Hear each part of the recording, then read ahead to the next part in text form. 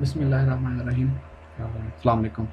उम्मीद है सब खैरियत से होंगे। तो बच्चे हम लोगों ने लास्ट लेक्चर के अंदर चैप्टर नंबर 15 अपना जो है वो एंड कर लिया था और फिर चैप्टर नंबर 16 जो है हमारा अल्टरनेटिंग करंट का, ठीक है, इसको हमने स्टार्ट किया था। तो हल आपको थोड़ा बहुत इंट्रोडक्शन दिया था कि अल्टरनेटिंग करंट होता क्या है, ठीक है, कि वो करंट जो अपनी पोलैरिटी जो है ख़ास टाइम के बाद क्या चेंज कर लेता है अपनी पोलैरिटी को, ठीक है। तो उसको हम क्या कह रहे थे कि ये हमारा जो है अल्टरनेटिंग करंट है, ठीक है। तो उसका इंट्रोडक्शन देखा था कि बिल्कुल अगर अल्टरनेटिंग करंट हो तो एक वेव की फॉर्म का होता है, ठीक है। तो अगर वेव की फॉर्म का होता है तो उसकी फिर कुछ प्रॉपर्टीज़ वेव लाइक होती हैं। तो उसमें हमने फ्रिक्वेंसी को, टाइम पीरियड को, इसको देखा। तो आज उसी अल्टरनेटिंग करंट को हम लोग जो है ना थोड़ा सा ग्राफिकली एनालाइज करेंगे, ठीक। लास्ट लेक्चर से आपको पता कि एसी जनरेटर की एक फाइनल इक्वेशन थी जो बेसिकली अल्टरनेटिंग करंट के सिग्नल को रिप्रेजेंट करती थी, ठीक है। तो जो हमें पता है कि किसी भी एसी जनरेटर से जो हम आउटपुट लेते हैं एट एनी इंस्टेंट, ठीक है, इंस्टेंटेनियस जो उसकी वैल्यू होती है वो यही होती है कि भाई उसकी जो वोल्टेज है इनटू पीक, जो आपके पास ये वी नॉट है, ये क्या है, पीक वोल्टेज है, ठीक है, और साइन ओमेगा टी, ठीक है। तो ये हमें कल हमने देखा भी था लास्ट अपने लेक्चर में कि हमारे पास जो अल्टरनेटिंग सोर्स होता है करंट का, असल में होता क्या कि ये अपनी पोलैरिटी लगातार चेंज कर रहा होता है, ठीक है। कि आपके हाफ साइकिल के लिए ए जो है वो पॉजिटिव रहता है टर्मिनल, और फिर उसके बाद बी नेगेटिव, और फिर हाफ के लिए क्या हो जाता है कि आपका ए जो है वो नेगेटिव हो जाता है और बी जो है पॉजिटिव हो जाता है। तो आप कह सकते हो कि करंट अपनी डायरेक्शन चेंज करता रहता है। इसीलिए हम लोगों ने क्या किया कि ये पता है हमें कि आमतौर पे हम अल्टरनेटिंग करंट के अंदर पॉजिटिव या नेगेटिव नहीं बता सकते कि कौन पॉजिटिव है कौन नेगेटिव है, इसीलिए हम लाइव और न्यूट्रल वायर का कंसेप्ट यूज़ करते हैं। तो ये आपके पास इक्वेशन जो है, तो हम आज के जो टॉपिक है उसमें तीनों तरह एनालाइज करेंगे इसको, कि ग्राफिकली, ठीक है, और फिर मैथमेटिकली भी देखेंगे कि हमें ये जो इक्वेशन उन्होंने बनाई है क्या इसकी जो आउटपुट आती है वाकई उसी फॉर्म की होती है, ठीक है। तो ये आपने एसी जनरेटर के टॉपिक में भी किया था और देखा था, कंफर्म किया था कि वाकई ही जो आउटपुट आती है वो इस मैथ की इक्वेशन को बिल्कुल फॉलो करती है और इसके अकॉर्डिंगली आती है, ठीक है। तो यही हम लोग आज भी जो को देखेंगे, और इसकी जो इक्वेशन की जो आउटपुट फॉर्म है वो तकरीबन आपके पास ये सामने जो ग्राफ बना हुआ इसी तरीक़ा से आते हैं, ठीक है। कि अगर आप एक्स एक्सिस पे टाइम लिया हुआ है आपने विद द टाइम, और वही जो टाइम है ये स्मॉल टी के साथ आपने इधर रिप्रेजेंट किया हुआ है, ठीक है। और जो वोल्टेज है, पीक वोल्टेज जिस तरह ये पॉजिटिव की मैक्सिमम वोल्टेज पीक वोल्टेज है, तो ये वी नॉट है पॉजिटिव के लिए और ये वी नॉट है बेटे नेगेटिव के लिए। नेगेटिव भी मैक्सिमम हो सकती है और पॉजिटिव भी मैक्सिमम हो सकती है। इस तरीके से हमें पता है कि जो ओमेगा था हमारे पास दरम्यान में वो किसके इक्वल है, वो 2 पाई है। एंगुलर फ्रीक्वेंसी भी हम उसको कह सकते हैं। वाहिद एंगुलर वेलोसिटी ऐसी चीज़ है कि ये वेलोसिटी और फ्रीक्वेंसी तकरीबन सेम है, 2 पाई एफ के इक्वल। तो अगर हम यही वैल्यूज में सब्सिट्यूट कर दें तो हमारे पास बची इक्वेशन जो है ये क्या हो जाएगी, v is equal to V naught sine 2 pi F, क्योंकि ओमेगा की जगह हमने उसकी वैल्यू रख दी एफ की। सिमिलरली अगर बचे हमारे फ्रिक्वेंसी भी पता है कि फ्रिक्वेंसी क्या रिलेशन होता है टाइम पीरियड के साथ, वो होता है बेटा रेसिप्रोकल 1/t। तो हमारी जो इक्वेशन है यही वाली इक्वेशन क्या बन जाएगी, ये बन जाएगी v is equal to V naught sine 2 pi over T into small T. और ये जो कैपिटल टी है, 2t कैसे हैं कि ये जो आपके पास कैपिटल टी है बेटा ये टाइम पीरियड है। क्या चीज़ है ये टाइम पीरियड है कि एक वाइब्रेशन के लिए आप फॉर एग्जांपल आप स्टार्ट करते हो जीरो से मोशन और ये एंड पॉइंट तक जाने के लिए जितना आप टाइम ले रहे हो, ठीक है, एक पूरी वाइब्रेशन कंप्लीट करने के लिए that is your time period. कि टाइम फॉर, ये आपको पता है कि लास्ट लेक्चर में मैंने आपको बताया था कि एक वाइब्रेशन के लिए या एक साइकिल पूरा करने के लिए जितना टाइम लेता है that is called time period. और जो ये आपके पास स्मॉल टी है ये बेटा इंस्टेंटेनियस है, मतलब देखो ना, जीरो से अगर आप शुरू कर रहे हो तो जीरो से लेकर ये टाइम पीरियड आपका अगर 2 सेकंड है तो जीरो से लेकर 2 सेकंड के दरमियान भी आपके पास अच्छा खासा टाइम होगा। ये तो नहीं ना सीधा सिफर से आप 2 सेकंड पे पहुंच गए हो, दरमियान में से होके गुजरे। तो ये आपका इंस्टेंटेनियस टाइम है किसी भी। तो कहता है कि अगर हमारे पास जो इस इक्वेशन के अंदर टी जो है वो जो मैंने भी एक्सप्लेन किया कि बेटा वो time period of the rotation है कि कितनी देर में वो चक्कर लगाता है, और कहता है कि ये बिल्कुल अल्टरनेटिंग करंट के जो टाइम पीरियड है उसके इक्वल होगा। और ओमेगा जो है बच्चे वो आपके पास क्या चीज़ है, ये है एंगुलर फ्रीक्वेंसी है या एंगुलर वेलोसिटी आपके पास। और इसी इक्वेशन के अंदर आपने थीटा देखा था, तो थीटा बेसिकली इक्वल था ओमेगा टी के, और ओमेगा की जगह वैल्यू रखी तो 2 pi over T into T बन गया। तो हम ये कह सकते हैं कि थीटा जो है ये 2 पाई ओवर टी के बराबर है। और ये क्या चीज़ है, ये एंगल है through which the coil rotates. अगर आप गौर करें इस डायग्राम में तो आपकी ये जो कॉयल है ये बेटा रोटेट करती है, ठीक है, घूमती है। तो आपको भी पता है कि जो चीज़ एक सर्कल के अंदर पूरा कंप्लीट चक्कर लगाती है वो 360 डिग्री का एंगल कवर करती है। तो वही चीज़ इधर कि ये बेसिकली जो आपकी रोटेट कर रही है ये कॉइल आपकी, ठीक है। तो ये इसके अंदर में आपका एंगल है थीटा, तो ये एंगुलर डिस्प्लेसमेंट भी हम कह सकते हैं इसको, और इसको एंगुलर भी कह देते हैं, ठीक है। अब इंस्टेंटेनियस वैल्यू की तरफ हम आएंगे कि हमारे पास जो वोल्टेज की इंस्टेंटेनियस वैल्यू है कि वक्त के साथ साथ हमारी अगर जनरेटर की जो कॉइल है वो घूम रही है, ठीक है, चक्कर लगा रही है एंटी क्लॉकवाइज, जिस तरह आप डायग्राम में देख रहे हैं, तो वक्त के साथ साथ जो हमें ये सिग्नल आउटपुट देगा वो उसके साथ कैसे तब्दील होगी, क्या होगा, ठीक है। तो कहते हैं ये वैल्यू ऑफ, और ये हमें इक्वेशन से, अगर आप गौर करो कि जब हम वक्त की बात कर रहे हैं तो वक्त आपको भी पता है बेटे कि कभी रुकता नहीं है, कांस्टेंट नहीं रहता, लगातार तब्दील होता है, ठीक है। जब ये लगातार तब्दील हो रहा है वक्त, इसका मतलब ये हो गया कि हमारे पास जो वेलोसिटी है बेटे वो भी कभी भी कांस्टेंट नहीं आएगी। तो यही कहता है कि जो, सॉरी वेलोसिटी कह रहा हूँ, वोल्टेज जो है वो हमारे पास कभी भी कांस्टेंट नहीं आएगी। तो यही बात करता है कि इस इक्वेशन से अगर ये हम ये कहते हैं कि किसी भी जनरेटर की आउटपुट है तो ये कभी भी कांस्टेंट नहीं आ सकती, वजह के टाइम है बेटे, ये जनरेटर की आउटपुट की इक्वेशन है ना। तो इस इक्वेशन से हमें वाज़ेह हो गया एक चीज़ का कि हमारे पास जो वोल्टेज है वो कभी भी कांस्टेंट नहीं आएगी, ये टाइम के साथ साथ चेंज होती रहेगी और हमको इंस्टेंटेनियस जो है वोल्टेज कह देंगे, ठीक है। तो हम इस इक्वेशन को जैसे तो हम एनालाइज करेंगे आप इसी इक्वेशन के अंदर वैल्यू सब्स्टिट्यूट करके अपने टाइम की, ठीक है, कि हम टाइम की वैल्यू को रखते जाएंगे। तो ग्राफ आपके सामने है, इसको देखेंगे हम कि टाइम आपका चेंज हो रहा है, लेकिन ये बात याद रखिएगा कि जो आपके पास टाइम पीरियड है, मतलब एक साइकिल कंप्लीट करने का जो टाइम है that is equals to time period, वो कुछ भी हो सकता है। इधर हमने सिर्फ जर्नल लिया है कि वो क्या चीज़ है। तो सबसे पहले कहता है कि इसी इक्वेशन के अंदर आप टी को 0 पुट कर दो। टाइम को 0 पुट करने का मतलब कि आपने अभी मोशन स्टार्ट नहीं किया, आपने, आपका सिग्नल अभी स्टार्ट होना है, ठीक है। तो कहता है कि टाइम अगर बेटे 0 सब्स्टिट्यूट करूँ तो मेरे पास ये जो इक्वेशन आपके पास है v equal to V naught sine 2π/t, इसमें जो sine 2π/ time period into T की वैल्यू है वो क्या आ जाती है, पूरा का पूरा एंगल 0 हो गया और साइन 0 डिग्री क्या हो जाता है 0। तो ये कहता है कि थीटा हमारे पास एंगल जो है वो 0 आएगा, मतलब कि हम मोशन अभी स्टार्ट कर रहे हैं, अभी स्टार्ट नहीं किया। तो हमें ये पता है कि उस वक्त इस वैल्यू अगर मैथमेटिकली देखें तो हमारे पास जो वोल्टेज है वो भी 0 ही आएगी। अगर हम इक्वेशंस, इस इक्वेशन के अंदर जो हमें दी हुई है उसमें ये values T is to 0 put करें तो v का जो आंसर आएगा वो 0 आएगा। इसका मतलब है कि हम अभी इस वक्त इस पोजीशन पे हैं और हमारी जो वोल्टेज का सिग्नल है वो भी स्टार्ट नहीं हुआ, वो उसका मैग्नीट्यूड क्या है, अभी भी 0 है, ठीक है। सेकेंडली कहता है कि आप क्या करें, इसके बाद कहता है कि कॉइल को रोटेट करना शुरू किया।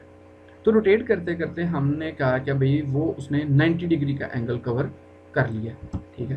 तो कहता है उस वक्त जो है वो टाइम, यहाँ हम अभी जिस तरह एंगल नहीं हम टाइम को ले रहे हैं, तो कहता है कि जस्ट कंसीडर कर लो कि अपने टोटल टाइम पीरियड का चौथा हिस्सा उसने मूव कर लिया।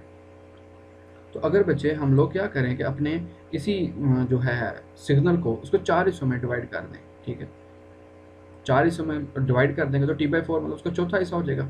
तो इस वक्त कहता है कि हम लोग यहाँ पर पहुँचे अगर, ठीक है, जो ग्राफ का अगर मैंने निशान लगाया, कहता है इस वक्त हम देखेंगे कि मैथ की इक्वेशन क्या वाकई सेटिस्फाई करती है इसको कि हमारी जो वैल्यू है वो मैक्सिमम आएगी।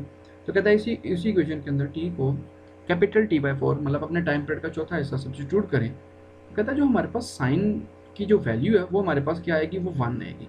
अब मैथमेटिकली इसको सॉल्व भी करके देख सकते हो कि अगर स्मॉल टी की जगह, ये जो छोटे वाला टी है इसकी जगह मैं t/4 रख दूँ तो क्या होगा, क्या आप कैपिटल टी से कैंसिल हो जाएगा और 2 पाई बचेगा हमारे पास, ठीक है। तो हमारे पास कहता है कि π/2 आ जाएगा आंसर। तो जो साइन 90 डिग्री है वो क्या π/2 है, वो हमारे पास आंसर 1 आता है। मतलब ये कि थीटा जो है हमारा वो 90 डिग्री है या π/2 है। तो v की वैल्यू आपको पता है इसका आंसर 1 है। इसका मतलब है जो हमारे पास v की वैल्यू आएगी वो v0 आएगी, और जिसको हमने क्या कह दिया हुआ है, मैक्सिमम या पीक वैल्यू ऑफ वोल्टेज। तो बेटा ग्राफ के अंदर इस वक्त मतलब ये है कि हम लोग इस जगह पे पहुंच चुके हैं और ये बिल्कुल सेटिस्फाई कर रहा है। और आपको भी पता है कि जो ही हम एंगल जो है इंक्रीज करते हैं साइन के फंक्शन के अंदर, तो हमारे जो एंगल साइन थीटा की वैल्यू है वो आहिस्ता आहिस्ता क्या करती है, वो इंक्रीज करती है और पीक वैल्यू 1, मैक्सिमम वैल्यू 1 तक जाती है। इसके बाद कहता है कि अगर हम क्या करें कि उसी के अंदर t/2 मतलब अपना हाफ टाइम, अब देखें याद पीछे हम क्या हुआ है कि हम पीक वैल्यू तक पहुंच चुके हैं साइन की वैल्यू। अब कहता है कि हम इससे आगे अगर कॉइल को रोटेट करें तो हमारा एंगल जो है या टाइम पीरियड क्या हो जाएगा, हाफ टाइम, मतलब टोटल टाइम पीरियड का हाफ हो जाएगा, ठीक है। मतलब अगर यहाँ तक हमारा पास टोटल टाइम पीरियड t है तो ये दरमियान वाला आधा हिस्सा क्या है, आधा t/2 2 हो जाएगा। तो वही कहता है वैल्यू जब हमने सब्स्टिट्यूट की तो हमारे पास जो साइन का एंगल है दोबारा से साइन का आंसर 0 आ गया। लेकिन यहाँ पर इस बात याद रखिएगा कि इस बार जो एंगल है थीटा वो क्या है हमारे पास, वो पाई है, मतलब कि बेटे 180 डिग्री है हमारे पास इधर एंगल।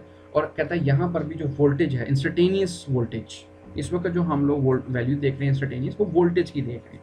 तो कहता है ये दोबारा से क्या हो चुका होगा, ये 0, मतलब यहाँ से चलता चलता ये वापस फिर से 0 हो गया वो, ठीक है। इसके बाद हम नेक्स्ट देखते हैं, कहता है कि भाई अगर हम ये क्या करें कि 3t/4 जो है वो सब्स्टिट्यूट करें इधर टाइम पीरियड, मतलब हम ये कह सकते हैं कि हमारा जो टाइम पीरियड है टोटल उसका 3/4 हिस्सा। तो कहता है उसमें जब हमने साइन थीटा की वैल्यू रख के कैलकुलेट की तो वो उसका आंसर आ रहा है -1। इसका मतलब है जो एंगल वहाँ पे बन रहा है वो हमारे पास 3π/2 मतलब कि 270 डिग्री बन रहा है, ठीक है। तो हमारे पास बचे यहाँ पर जो वोल्टेज की वैल्यू आ गई वो नेगेटिव। तो हमें ये पता चल गया कि बेसिकली हमारी जो वोल्टेज है वो पी की है, बट उसकी पोलैरिटी चेंज हो चुकी है, वो नेगेटिव पे आ चुके हैं। सेम चीज़ वो बच्चे क्या कहता है कि भाई हमारे पास लास्ट स्टेप है हमारा, अगर टाइम पीरियड मतलब एक वाइब्रेशन हमने कंप्लीट कर ली है तो जो आपका इंस्टेंटेनियस टाइम था, ठीक है, जो आपका इंस्टेंटेनियस टाइम था स्मॉल टी, उसकी जगह हमने इक्वल रख दिया इसको किसके, टाइम पीरियड के, मतलब आपके वो एंड पे पहुंच चुके हैं। तो कहता है तब हमारे पास साइन का आंसर जो है वो दोबारा से 0 आ जाएगा। और एंगल जो हमारे पास बन रहा है वो 2π यानी कि बेटे वो 360 डिग्री बन चुका है। और कहता है यहाँ पर वैल्यू हमारे पास v=0 वापस। तो अगर गौर करो ग्राफ में तो हमारे वैल्यू अब वापस जो है वो 0 पे पहुँच चुकी है। तो हमने ये जनरेटर के टॉपिक में भी देखा था, आज हम इसको थोड़ा सा डिटेल में ग्राफिकली भी देख लिया कि वाकई ही जो हमारी ये इक्वेशन है ये अल्टरनेटिंग करंट और साइनोसाइडल को, साइन फंक्शन को ओबे करती है, फॉलो करती है, इसीलिए हम इसको साइनोसाइडल भी कह देते हैं। अब ये तो जो ऊपर डायग्राम थी ये थी बेटे टाइम पीरियड के लिहाज से। तो साथ साथ अगर आप गौर करो मैं एंगल भी बना रहा था, तो थीटा अगर ये देखो थीटा = ω t एंगुलर डिस्प्लेसमेंट। तो अगर हम बेटे एंगल के लिहाज से इसको प्लॉट करें तब भी कहता है वो बिल्कुल ही इसको सेटिस्फाई करती है कि जब आपका साइन 0 डिग्री हो तो 0, साइन बेटे 90 डिग्री हो तो आपके पास मैक्सिमम 1, ठीक है, साइन 180 डिग्री पाई हो जाए तो आपके पास फिर से 0 आंसर आ जाता है। साइन 3π/2 जो 270 डिग्री कहते हैं उस पर हमारा आंसर -1, मतलब मैक्सिमम पोलैरिटी आता है, पीक वैल्यू आती है but in polarity opposite polarity. इसी तरह 2π जो है 360 डिग्री हमारा आंसर वापस 0 हो जाता है, ठीक है। तो यही था। इसके बाद हम लोगों ने फिर देखा, फिर इसके बाद हम लोगों ने इसी मोशन को मैंने अब एक जर्नल एक पिक्चर की शक्ल में इंस्टेंटेनियस वैल्यू आपकी जो वोल्टेज की है उसको रिप्रेजेंट करने की कोशिश की है, ठीक है। तो ये रोटेशन के लिहाज से अगर आपका ये एंटी क्लॉकवाइज रोटेट कर रहा है तो आपकी यही पीक वैल्यू 0 से स्टार्ट करेगी, मैक्सिमम होगी, फिर बेटे 0 होगी पाई पे, ठीक है, और फिर ये मैक्सिमम होगी लेकिन अपोजिट डायरेक्शन में, मैंने पोलैरिटी इसकी नेगेटिव हो चुकी होगी, और फिर ये वापस 2π पे जाके मैक्सिमम। तो ये एक साइकिल है, या आप ये कह सकते हो कि ये इसमें अपने टाइम पीरियड, क्योंकि एक वाइब्रेशन के लिए जितना टाइम होता है वो एक, या एक साइकिल के जितना टाइम होता है वही टाइम पीरियड होता है आपका। तो सेम चीज़ बचे इधर जो है आपके पास टाइम पीरियड, ये इंस्टेंटेनियस वैल्यू रिप्रेजेंट करता है। इसके बाद कुछ और वैल्यूज़ है हमारे पास इसी ग्राफ से रिलेटेड, तो उसमें से 1-2 वैल्यू को आज हम देख लेते हैं, बाकी को इंशाल्लाह फिर नेक्स्ट लेक्चर में हम कवर करने की कोशिश करेंगे, ठीक है। तो सबसे पहली चीज़ है कि अगर ठीक है आउटपुट सिग्नल आ गया तो इस ग्राफ के अंदर हमारी पीक वैल्यू क्या होगी। तो कहता है कि it is the highest value reached by the voltage और a current in one cycle. कहता है कि जब आपका, ठीक है, जब आपका बच्चे जनरेटर जो है वो रोटेट कर रहा है एंटी क्लॉकवाइज डायरेक्शन के अंदर, उसमें अल्टरनेटिंग इसलिए कहते हैं ना कि बेटा ये अल्टरनेट करता है, लगातार इसकी वैल्यू कांस्टेंट या एक जैसी नहीं रहती, चेंज करता रहता है। जो जो ये रोटेट कर रहा है इसकी वैल्यू कभी मैक्सिमम हो रही है कभी मिनिमम हो रही है। तो वही कहता है कि इसके पूरी रोटेशन के दौरान जो इसकी हाईएस्ट वोल्टेज की वैल्यू जहाँ तक एक साइकिल के अंदर ये पहुँचता है उसको हम क्या कह देते हैं, पीक वैल्यू। और ये ग्राफ के अंदर जो हाईएस्ट पॉइंट्स हैं बच्चे ये उसको रिप्रेजेंट करता है। जैसे ये आपका हाईएस्ट पॉइंट है, ये पीक वैल्यू है, ठीक है। उसके बाद एक पीक वैल्यू जो है वो नेगेटिव की तरफ भी आती है, तो ये आपकी क्या है, ये पीक वैल्यू है, आपने ये गौर करें यहाँ पर लिखा हुआ है, ठीक है। तो ये मैक्सिमम जो है यहाँ जिसको आप एम्पलीट्यूड भी कह देते हो, और इसको जो रिप्रेजेंट किया जाता है वो बेटे V0 के साथ ग्राफ के ऊपर अगर आप गौर करो, इधर वैसे M लिख दिया हुआ मैक्सिमम, ठीक है, पॉजिटिव पोलैरिटी पे, तो इसको V0 से रिप्रेजेंट किया जाता है। इसके बाद बेटे हमारे पास हुआ पीक टू पीक वैल्यू, मतलब एक पीक से लेकर दूसरी पीक तक की वैल्यू। तो अक्सर बच्चे इसमें कंफ्यूज हो जाते हैं। तो ये असल में क्या है, आपके पॉजिटिव हाफ साइकिल और negative half cycle. For example ये जो आपका ऊपर वाला हाफ साइकिल है ये पॉजिटिव हाफ साइकिल है, और जो इससे ये नीचे वाला हाफ साइकिल है this is negative half cycle.